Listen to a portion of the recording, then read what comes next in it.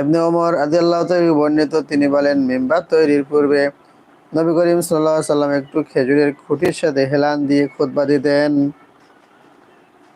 যখন মিম্বার তৈরি হয়নি মসজিদ নববীতে, তার আগে নবীজি সাল্লাল্লাহু আলাইহি সাল্লাম খেজুরের খুঁটির সাথে হেলান দিয়ে খুতবা দিতেন।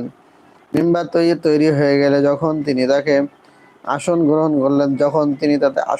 করলেন, মিম্বার যখন তৈরি হয়ে গেল, নবী সাল্লাল্লাহু আলাইহি সাল্লাম মিম্বারে আসন গ্রহণ করলেন।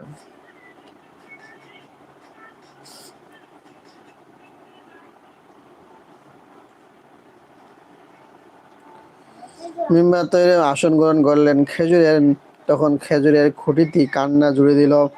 নবী করিম সাল্লাল্লাহু আলাইহি ওয়াসাল্লাম তখন তার নিকটে আসলেন এবং তার গায়ে হাত বুলিয়ে দিলেন। তখন খুঁটিটি শান্ত হলো। সুবহানাল্লাহ।